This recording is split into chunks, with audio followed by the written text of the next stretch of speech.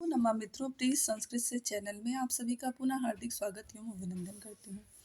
आज पुनः उपस्थित हूँ पद्यांश को लेकर, जिस कुछ पद्यांश है और उनसे संबंधित प्रश्न कैसे बनते हैं इस टॉपिक को लेकर। तो आज हम 2 पद्यांश को पढ़ेंगे और उनसे जो प्रश्न बनते, कैसे कैसे प्रश्न बन सकते हैं उसको देखेंगे और देखेंगे कि हमारा स्कोर कितना हो रहा है, हमारी तैयारी कहाँ तक है। गद्यांश पद्यांश देखिए वही का कोई ये नहीं होता है कि क्या पूछ लेगा, कहीं से भी उठा के कुछ भी दे सकता है। तो मेन ये है कि किस तरीके से प्रश्न उस पद्यांश से निकाले जाते हैं, कैसे प्रश्न बनाते हैं। तो ये है, अगर आप मतलब प्रैक्टिस सेट का मतलब ये नहीं कि हमने जो गद्यांश या पद्यांश दे दिया वही हूबहू आ जाएगा, ऐसा नहीं है। बस आपको एक तरीका पता चल जाएगा रूप पेपर का कि किस तरीके से इससे प्रश्न बनाते हैं। हाँ, तो चलिए। और जो अभी ये हम लोग प्रैक्टिस सेट हल कर रहे हैं, ये संस्कृत के उन अभ्यर्थियों के लिए है जिन्होंने सेकंड भाषा के रूप में संस्कृत भाषा को चुना है। तो चलिए हम सीधे प्रश्न पर आते हैं, क्योंकि हमारा जैसा एक लक्ष्य है कि बहुत से अभ्यर्थी ऐसे हैं जिनके पास नेट की समस्या है, नेट ज़्यादा उपलब्ध नहीं है और उनको भी अपना फटाफट रिवीजन करना होता है। और कई बार जो है बहुत लंबा लंबा जब आप अपने आप को उनको आंकना होता है कि देखिए हमारी तैयारी कहाँ तक है, तो व्याख्या प्रश्नों की बहुत मतलब देर तक की गई रहती है, जिसकी वजह से नेट की समस्या इत्यादि हो जाती है। तो इन ऐसे अभ्यर्थियों को भी ध्यान में रखते हुए मैं ये वीडियो बना रही हूँ, और इसमें मैं थोड़ा फास्ट बोलूँगी, और अगर मेरी जुबान कुछ लड़खड़ा जाए तो उसको आप लोग इग्नोर करिएगा, मेरे भाव को समझिएगा। चलिए हम लोग सीधे पद्यांश पर आते हैं, बहुत समय नहीं बर्बाद करेंगे। किं सखा साधुना शास्त्रोऽधिपं हितान्नयः संसृण्यते किं प्रभु सदानुकूले स हि कुर्वते रतिं नृपेस्वात्मेषु च सर्वसंपदा। ये पद्यांश दिया गया है, और ऐसे इसी टाइप का दूसरा पद्यांश भी पूछा जा सकता है, कोई और ये ना पूछकर कोई और पूछा जाएगा, लेकिन प्रश्न इसी तरीके से पूछे जाएंगे, ये गारंटी है। प्रश्नों का तरीका जो होगा पूछने का ये यही होगा। चलिए हम लोग प्रश्न पर देखते हैं। अब इसी पद्यांश से देखिए इसका अर्थ निकाला, सकिम सखा, वह कैसा सखा है, साधु न शास्त्र योधिकम, जो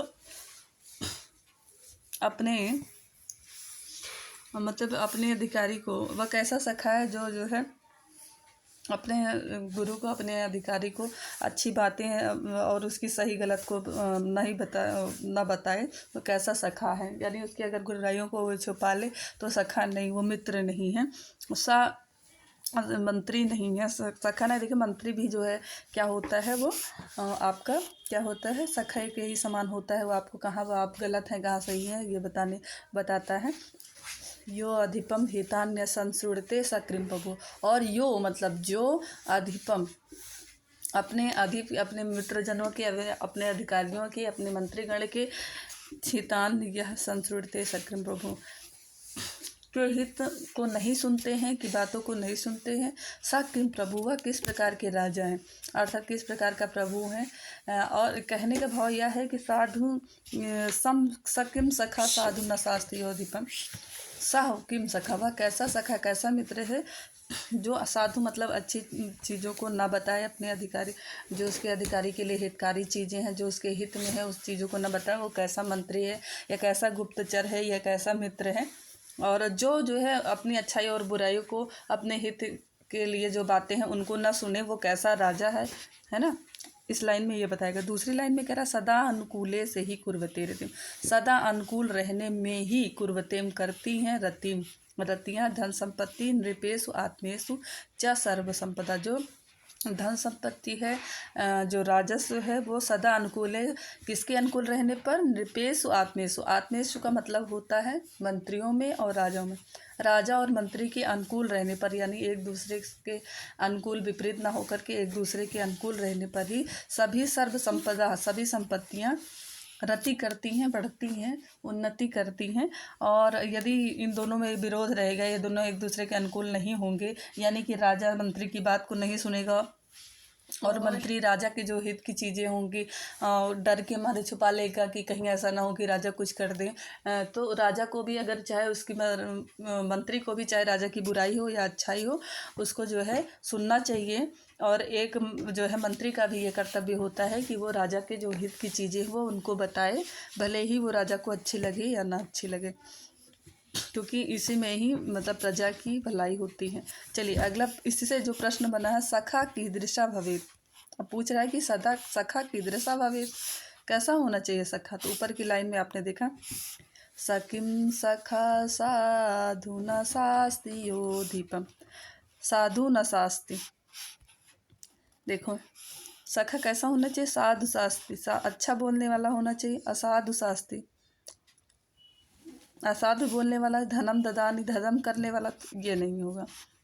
मंगलम करोमि, तो मंगलम करोमि भी नहीं होगा आपका, है ना, मंगलम करोमि भी नहीं होगा आपका। उसके बाद है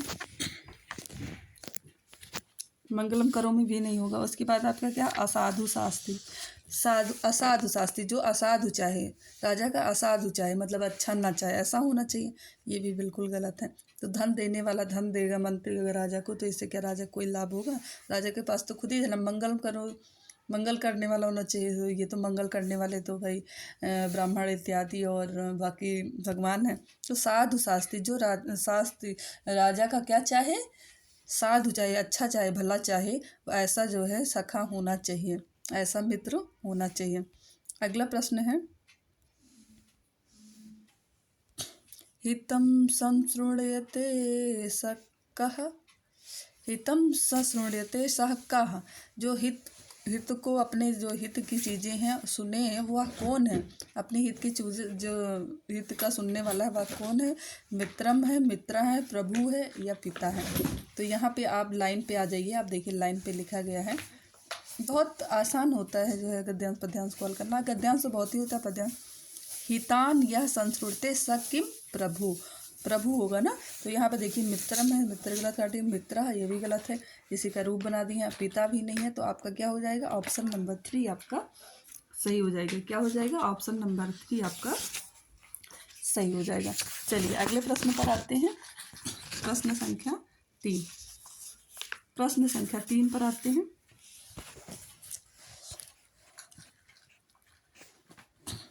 प्रश्न संख्या 3 कह रहा है कि नृपेषु वा आत्मेषु इत्यत्र कः संधि, नृपेषु वा आत्मेषु इत्यत्र कः संधि। नृपेषु आत्मेषु दोनों देखें, नृपेषु और आत्मेषु कैसे होगा, नृपेषु धन, आत्मेषु, आत्मेषु मतलब होता है मंत्री, आत्मेषु दोनों में है, सप्तमी पुरुष, सप्तमी विभक्ति है। तो यहाँ पर ऊ आया है और ऊ को वाह हो गया, ऊ को वाह हो गया है। तो यहाँ पर ऊ के बाद यहाँ पर आ आया है, तो ऊ के बाद आ आने पर वाह हो जाता है, तो यहाँ पर आ के स्थान पर वाह गया। तो यहाँ पर क्या हो गया है, निपेश वाह आयादा सा वाह मेसु, इस तरीके से रूप बना है। तो यहाँ पूछ रहा है कौन सी संधि है, तो यहाँ आपकी यण संधि है। कौन सी संधि है, यण संधि। ऑप्शन नंबर 3 आपकी कौन सी संधि है, यण संधि है। चलिए क्वेश्चन 4 पर आते हैं। क्वेश्चन नंबर 4 देखिए, व्याकरण के प्रश्न ऐसे बनते हैं। आप देखिए व्याकरण के प्रश्न आपने पद्यांश से कहीं ढूंढ पाया, उसमें पद्यांश में उत्तर ही नहीं है, तो आप व्याकरण पढ़े रहेंगे तभी आपको आ जाए। इसीलिए व्याकरण के प्रश्नों को हल कराते हैं कि व्याकरण से जो संधि समास इत्यादि कुछ प्रश्न बनते हैं। क्योंकि ये है ना कि गद्यांश पद्यांश में तो उसमें जो आया रहेगा संधि प्रत्यय इत्यादि आ रहेगा वो डायरेक्ट पूछ लेगा और उसमें उसका उत्तर नहीं होगा। तो इसलिए जो है व्याकरण के भी प्रश्नों और गलत आपका यही होता है, क्योंकि गद्यांश पद्यांश में तो आप ढूंढ ही लेते हो अर्थ उर्थ निकाल करके किसी तरह, जो डायरेक्ट उसी गद्यांश से पूछे रहते हैं प्रश्न। लेकिन जो व्याकरण के प्रश्न पूछ लिए जाते हैं उसमें आपको कठिनाई होती है। इसलिए जो है व्याकरण के प्रश्नों पर हम ज़्यादा फोकस किए हैं। और मेरा तो लक्ष्य था कि हम व्याकरण के ही प्रश्नों को पढ़ाएं, क्योंकि गद्यांश पद्यांश तो हमें लगता है कि अगर 10-15 नंबर का है तो मान लो गद्यांश या पद्यांश से 10 नंबर का पूछा जा रहा है, तो मान लो 5 नंबर का आपका उसी से प्रश्न रहेगा और 5 नंबर के व्याकरण के रहेंगे। तो 5 नंबर का में से तो आप 4 नंबर लगभग सही ही कर लोगे, लेकिन जो ये 5 नंबर है व्याकरण वाले, यहाँ आपको गलत करने की ज़्यादा संभावना रहती है। चलिए हम देखते हैं प्रश्न संख्या 4। रतिम कुर्वते रेखांकित पद में कश्मीर लकारेवर। देखिए आप यहाँ पे लिया पद्यांश से आप कहीं भी नहीं ढूंढ सकते हो इसका उत्तर। इसका उत्तर आप व्याकरण पढ़े रहोगे, लकार के बारे में आपको जानकारी रहेगी तभी दे पाएंगे। लट लकारे रतिम कुर्वते, लोट लकारे, लट लकारे विधिलिंग लकारे, लिट लकारे, लोट लकारे, लट लकारे या विधिलिंग लगे लकारे। तो लिट तो है नहीं, देखिए हमने क्या बताया था लिट के लिए, बीच में ये वाला सा होगा, जैसे पठिष्यति है, पठिष्यति, चाहे ये वाला सा होगा और चाहे ये वाला सा दिखे आपको बीच में, तो समझ लीजिए लिट लकार का है। तो यहाँ पर ये दोनों सा नहीं है, तो सबसे पहले तो आप लिट लकार को काट दीजिए। ठीक है, आप क्या करिए, लिट लकार को काट दीजिए। उसके बाद आपका क्या है, लोट लकार आगे अर्थक उसका इस तरीके से पठतु पठताम पठन्तु, तो ये भी नहीं है आपका। उसके बाद आपका विधिलिंग पठेत पठेताम पठेयु, कुर्वते कुर्वते, तो ये भी नहीं है। ये लट लकार का रूप है, इसका रूप थोड़ा अलग तरीके से चलता है, जैसे पढ़े पढ़ता पठंती इस तरीके से नहीं, बल्कि कुर्वते इस तरीके से बहुवचन का रूप है, ये इस तरीके से चलता है। तो ये आपका तीसरा ऑप्शन सही होगा, लट लकार का रूप है आपका। कौन सा रूप है आपका, लट लकार का रूप है। चलिए अगला प्रश्न देखते हैं।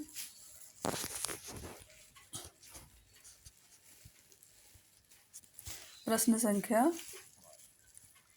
5। अब देखिए यहाँ पर है, कुर्वते इति क्रियापदस्य कर्तृ पदम किम। कुर्वते जो क्रियापद है इसकी कर्तृ क्या है, कौन करता है, इसका करने वाला कौन है। सदा अनुकूले से कुर्वते रतिम, इसका कर्ता कौन है, प्रभु है, सखा है, रति है या सर्वसंपदा। कर्ता यानी इसका करने वाला, कुर्वते का कर्ता कौन है। ये लाइन है ना, सदा, ये देखिए ऊपर की लाइन देखिए, सदा अनुकूले ही कुर्वते, अनुकूले से ही कुर्वते रति, निपेश आत्मेशु च सर्वसा, क्या कुर्वते। तो इसमें आपका जो है कर्ता, इसको करने वाला कौन है बताइए। पहला है प्रभु, प्रभु करता है, सखा करता है, रति करता है या सर्व संपदा करता है। क्या है, सर्व संपदा करता है। कौन करता है बताइए, या सर्व संपदा करता है।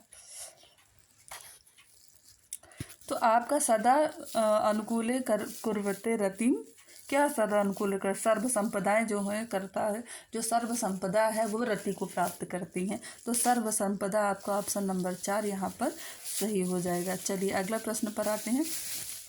प्रश्न संख्या 6। प्रश्न संख्या 6 कह रहा है कि श्लोके अस्मिन् छंदसः नाम किम।